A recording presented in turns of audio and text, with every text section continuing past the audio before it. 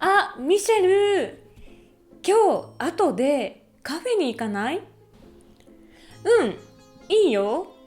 しかし、15時から授業があるから、あまり長くいられないんだ。あ、そうなんだ。大丈夫だよ。何の授業？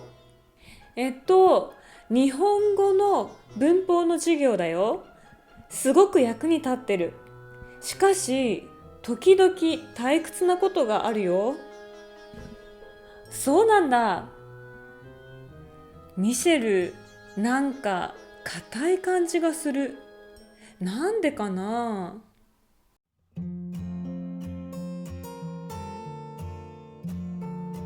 こんにちは。聞く日本語のあずさです。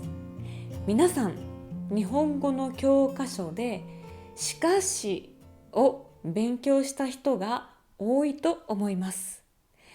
しかしは逆接の接続詞ですね。しかしはとっても基本的な言葉です。でも皆さんに残念なお知らせがあります。それは実は日本人はしかしを会話ではほとんど使いません。しかしというとなんかとってもフォーマルな硬いイメージを相手に与えてしまいます。今日はしかしの代わりに使える3つの言葉を紹介します。この3つの言葉は友達同士の会話などカジュアルな場面で使うことができます。まず1つ目、でも、でも。そして2つ目、けれど、けれど。最後に3つ目、だけど、だけど。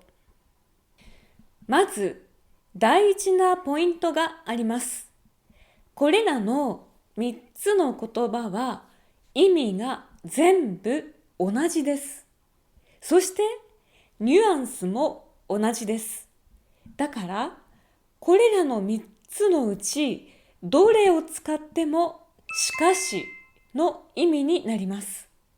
便利でしょう？ではなんでしかしは会話では使わないのでしょうか？しかしはどちらかというと書き言葉なんです。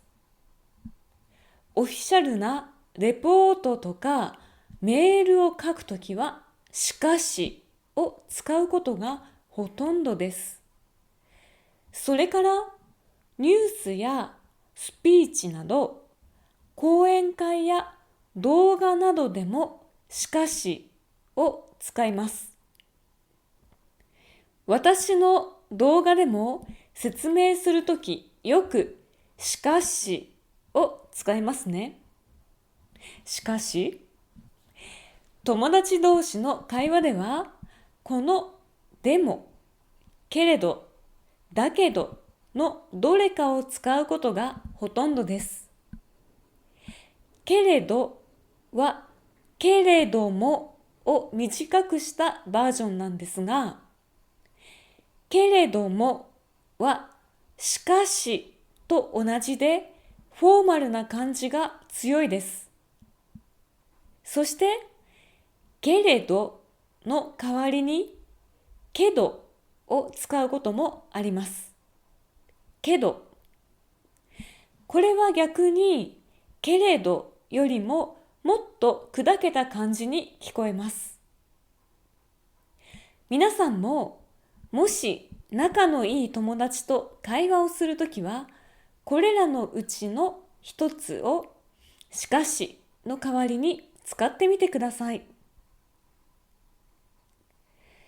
最初に見たミシェルさんのセリフをでも、けれど、だけどを使って直してみましょう。あ、ミシェル、今日後でカフェに行かない？いいよ。でも、15時から授業があるから、あまり長くいられないんだ。そうなんだ。大丈夫だよ。何の授業？日本語の文法の授業だよ。すごく役に立ってる。けれど、時々退屈なこともあるよ。こんな感じで皆さんもでも、けれど、だけどを使ってみてください。今日の動画はこれでおしまいです。お疲れ様でした。また皆さんからのコメント、高評価お待ちしています。これからも一緒に日本語の勉強を頑張りましょう。バイバーイ。